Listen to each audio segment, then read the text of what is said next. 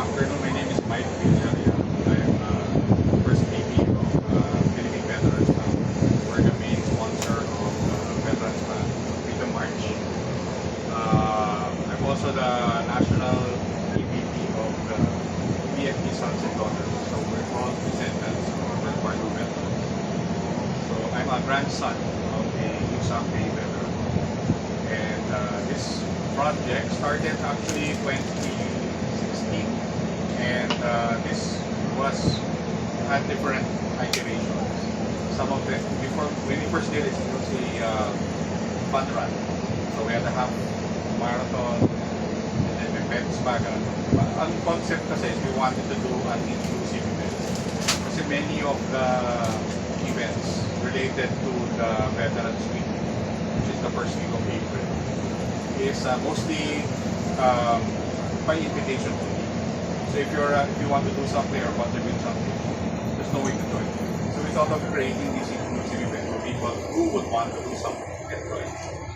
So nag-evolve po yung March natin. Una ano pa kami for motor, for big bikes, ultra marathon, the entire route, tapos meron pa kami bisikleta, yeah. So, and then last 2023, we decided to resume the march. Meaning, we will follow the original route of the Death March from kilometer 0 in Maribeles, Bataan, and march through Daybreak until here, Capas right, the side of Capas. Many of before I go to the details of the march, the background is that they started marching around April 11, somewhere there, 1942, and they reached here several days after, passing by the different towns. They took a train ride from San Fernando, the train station there, and went down to Capas train station here. From there, they walked another, I think, 7 kilometers. So, ganun po yung pattern na ginawa natin. They started from Maribeles, walked all the way to Capas Shrine. Nag-test muna sila sa, hindi naman natin pahirapan yung ating part. May mga 10K stops siya. Rest, capture breath, buy food, etc. And then, sa dinalubihan, nag-rest sila overnight. And early morning, in fact, one day, start na sila mag-mekan. Grabe ko. Hindi pa namin malagay sa train station, wala na sa atin. Masikip area. But sa Capitol, and then, nakain ng breakfast, bumili ng breakfast.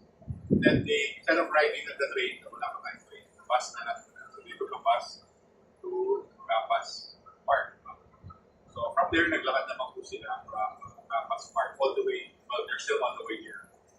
Last I heard is kilometer 129. There's 113. So 4 kilometers na lang that here already. This is it follows talaga the actual route of the Death Marchers to 94. Inspiration ko po was 2016, I was in New Mexico. They have what they call the annual Bataan Memorial Death March. It's in New Mexico. In fact, 8,000 people joined their death meeting. If you go there, puno yung hotels, puno yung flights, puro bikers from all over the world go there. Sabi ko, hindi ako sa Filipino. Bakit sila the Americans? Meron dito rin naman yung Americans. Sabi ko sa Filipino, I felt kind of bad because we're not doing something. That kind of started the inspiration for this. And we started when we first started, mga 200, 300 marchers. Last year we had a little 800. Now we're reaching the 1,000 this year. So malaki na lang, malaki. What's nice is many of our civilians. That's the interesting part. Sa US, nag-join mga veterans, active personnel, and the descendants. So yun po yung isa namin ma-duplicate. Why do we do this? We give honor to those who fought. So that was not a central zone defense. It was a national defense. The instruction of MacArthur was all the Philippine Army, Philippine Scouts, and fighting units will collapse into Bataan and defend them until reinforcement from the US comes. So that was a national defense. We had Visayas, we had people from Palawan, we had people from North Luzon there. It was a national defense. It was a central zone defense. And 70,000 Filipinos were there. And unfortunately, so many of them did not survive. Along the Death March, marami nang namatay. Estimated nila sa Death March, 10,000 ang kagating namatay. And many of them those guys who perished along the route, their bodies were never found. That's why those markers are actually, to me, parang ano na sila, memorial photos na sila. Did not make it.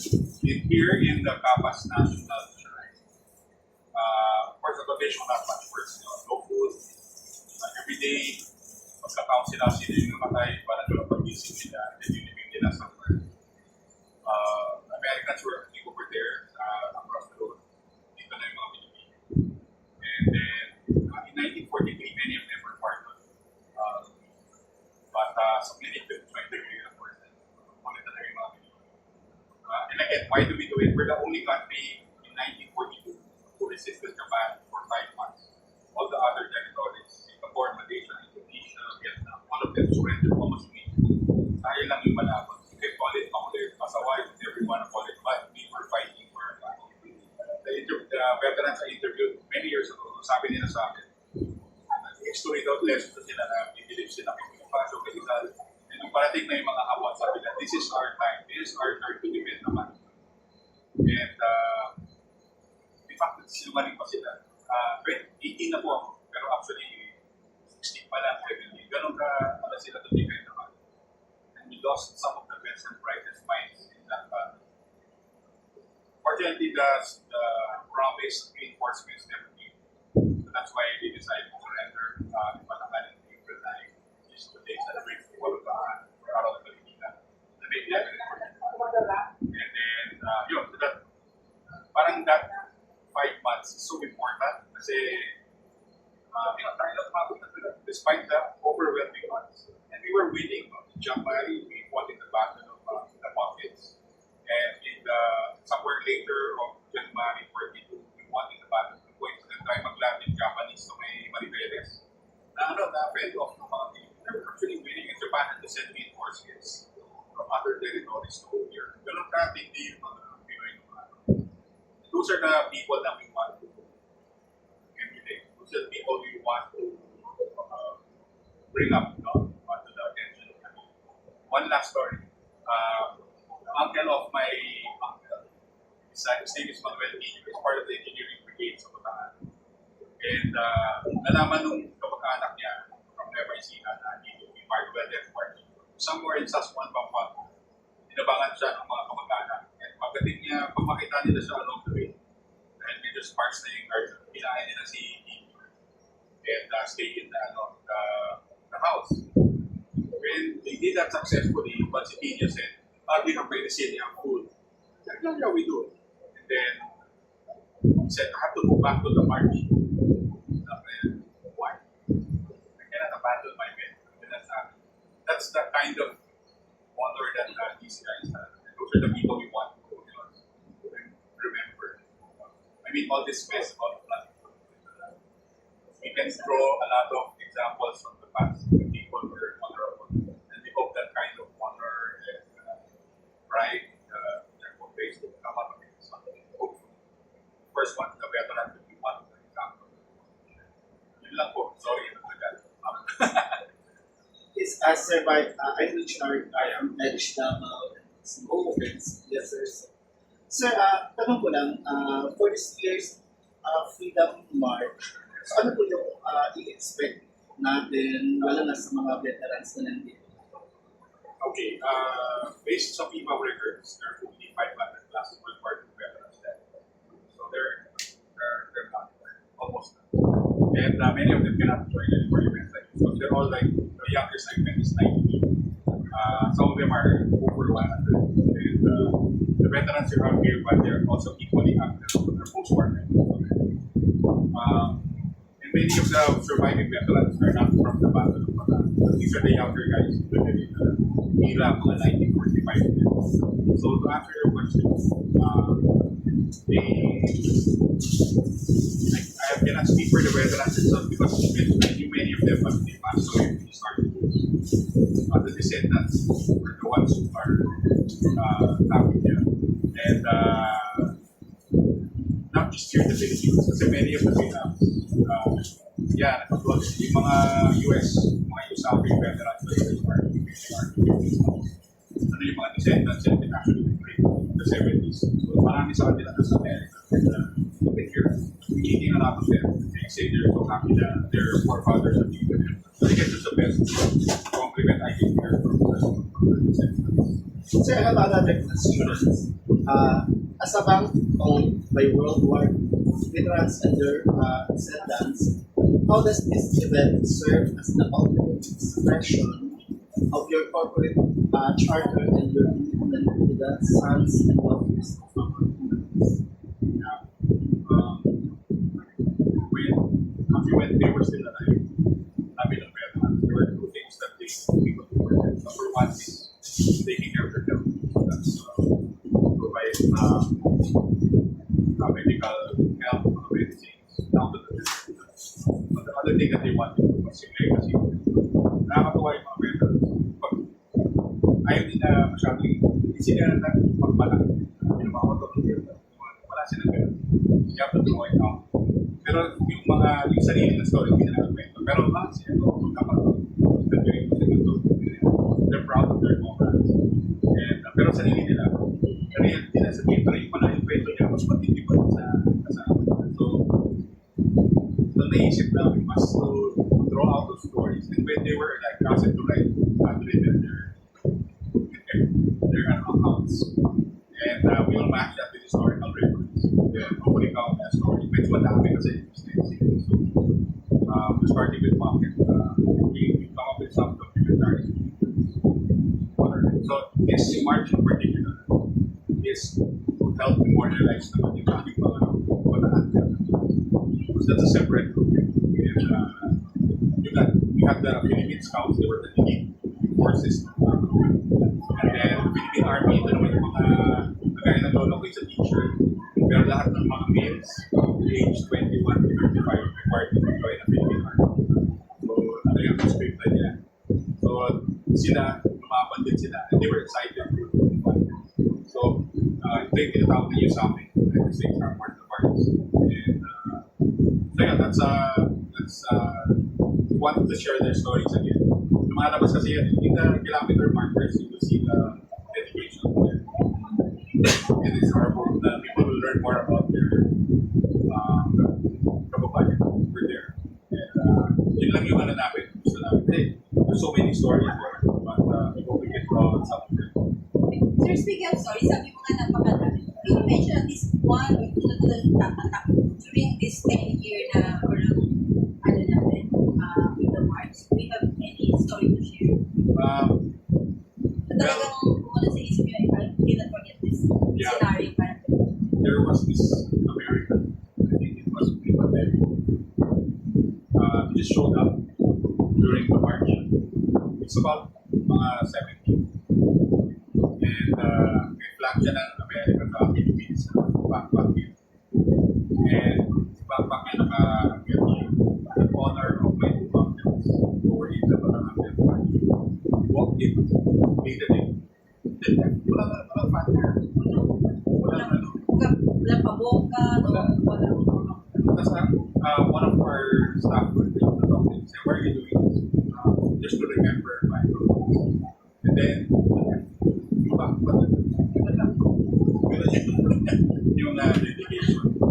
So, that's one story that needs to down. Yung isa naman yung petit. That's so far. Questions? And sir, in relation to the markers, marami po kasi na-notice. Yeah, I know this.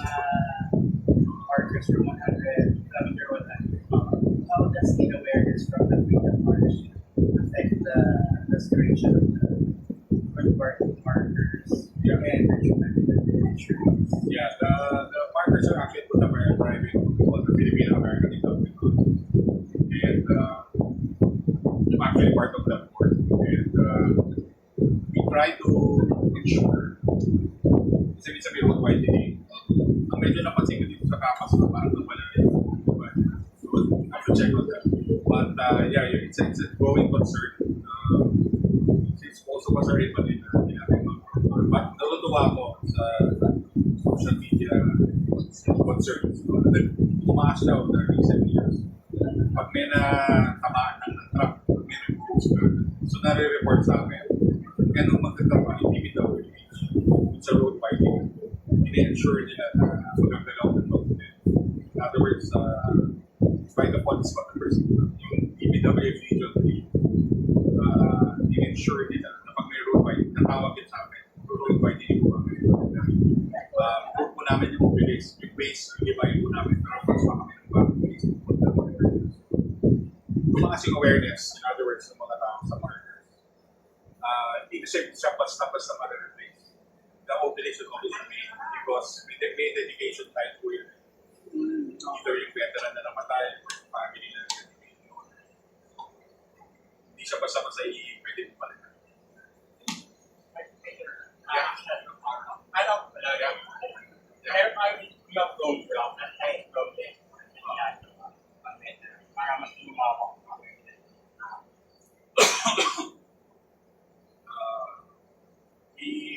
The bank itself does the Sunset Daughters, what we can do is support yung mga local government corporations.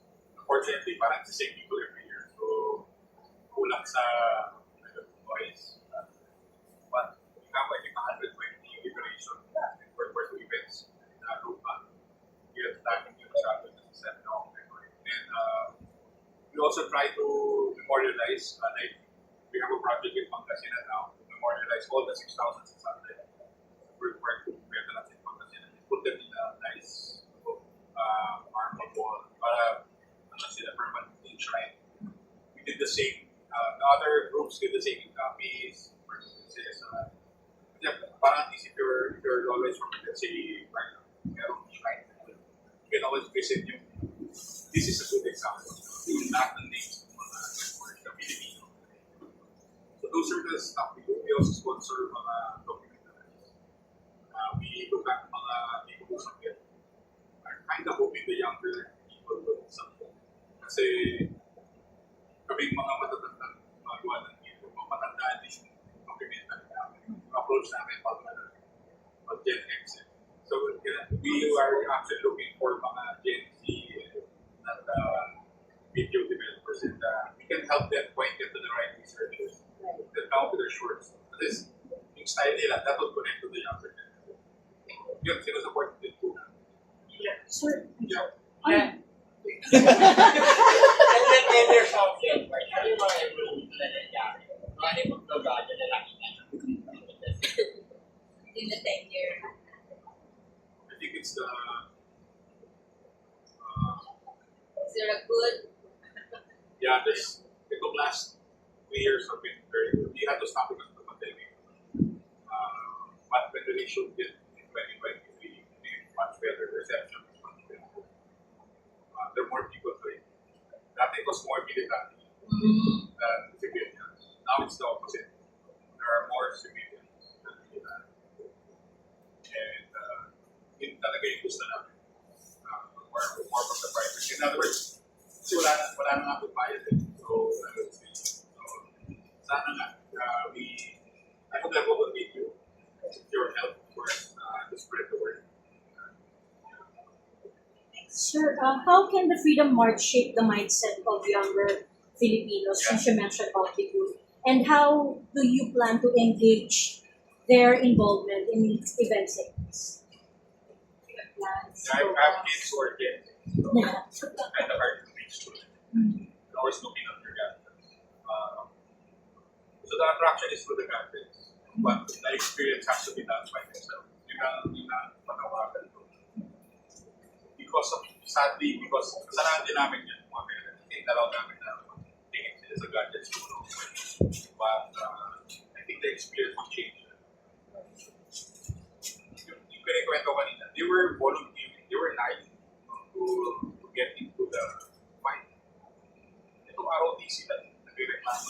Diba? So, ang layo na ng shift. So, yet I think the problem with one of the problems is this generation, because of their too much looking to themselves. They don't think where they compare themselves to others. That's depressing. And if you look at the generation, the Gen X and the greatest generation before us, they're always looking outside. And the outside. How can I help my family? How can I help my community? How can I help my as psychologists? How do you deal with depression? Do something for the left person. Mawala ng depression. Kasi nakikita ko, they're worse off than I am. And they're smiling, they're happy. So that's the kind of model na I want. Parang they will look outside. They will look at the kasi the veterans when they joined, hindi naman it's glory and easy. They were not after, you know, magkaka-memorial team after the war. That wasn't what we after. They were after do something for my family, do something for my community, I'll fight for to preserve yung Philippines. And good, yung change na yun yung gusto kong ma-bridge somehow. And by sharing your experiences, if you notice, naglagay kami ng mga different interactive materials here to help them connect with those people. And hopefully that will get them into a journey na. Kasi napansin namin yung kids, pag na-attract sila, pag-research sila, napansin sila yun, di ba? I hope lang kunin nila yung tamang websites, not the fake websites. So yun lang, that's what they're trying to do, get them into it so that they will understand, rightly try to understand why it was a different time. Anyone question? Sir, thank you for your question. Yeah. You've made the Freedom March open and free to veterans, descendants, and the public. Yeah. Why was it important for you to prioritize inclusivity over commercial viability? Yeah, that's a good question. Because it will only work if it's inclusive. In fact, we don't have much sponsors here. Kaya medyo mabigat sa budget. We hope more sponsors will come in next year. Kahit lang pakainin nyo ng mga marchers, mga volunteers natin, mga police. Kasi laking pasasalamat ko sa mga LGUs, sa mga PDR, sa lahat ng mga LGUs, second instant contributors. And yun lang, parang it's because of them that people take it. Because for the marchers also, but, yun lang, we want more people to join. We're trying to make it easier if we but I don't want kasi I want the route to remain the same. You can go to Boracay, you can go to Malibuelas, so that's the thing. So that's my answer. Sir, Ray from boyrocket.com and Report PH. Actually, na-witness ko yun personally, yung interactive mga nilagay niyo sa Balanga. Kasi I was there, I stayed there. I participated yesterday hanggang Balanga. Tapos kanina ulit morning. So, magandang ano siya, magandang way. And people are really looking at it. Lalo na yung mga bata, nakita ko na binabasa naman nila eh. It's a magandang interactive. So congratulations sir, maganda po yun. Hopefully magkaroon pa ng mas maganda pa mga facilities for them. And my question po is yung with regards to the coordination ng 3 provinces, Bataan, Pampanga, and Tarlac. How was the coordination, sir? And kasi mukhang seamless, for me, seamless yung yung naging transition. Yeah, I think because of the many years na kami working, they're used to it. And in fact, sila na yung meron pa tayo this year. And medyo na-adjust lang namin some of the stops para mas safe and mas conducive. And marami pa ngayon lang kasi ulit ako on the ground. So ngayon ko lang nakikita yung mga room for improvement. So yeah, malaking bagay talaga yung partners natin. Kung wala sila, hindi ko lang po. And then, kasi hindi na naningin yung mga lang sila, nag-volunteer lang sila. Of course, the LGUs, the executive from Bataan, Pampanga, of course, here at campus. AFP, PIPA was also helping us. PNP, for the 3 regions, also help us.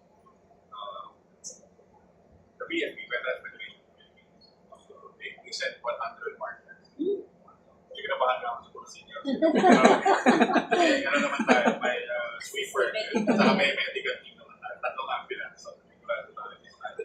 So maayos naman, thankful naman sa markers. Questions, guys? No more? Sir, last message na lang. Okay, for those who supported us in the Freedom March 2026, from us at Philippine Veterans Bank to the Veterans Sons and Daughters Association, we'd like to thank you for your support. This is the biggest number of civilians who have joined us, and we're quite happy. We've also seen how we can improve, but our hope is that more people will understand our needs. So, ang prayer ko namin is that you will understand who the Batangan veterans were, both the Filipinos and Americans, and try to walk in their footsteps. That's also what we're asking. Kahit ano lang, 2K kilometers, pwede na yun. Okay, head, 2 kilometers, 2K kilometers, 2,000 kilometers.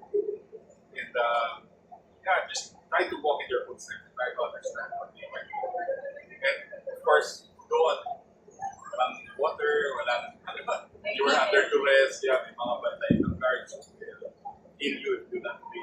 It's very different. But here, you just get the glimpse of what they went and the reasons why they went that. And they were proud, actually, to die for the country. And that's something that we want also to end. We don't want to die for the country, but do something for your community, to follow the way of the country. So, thank you. Sir,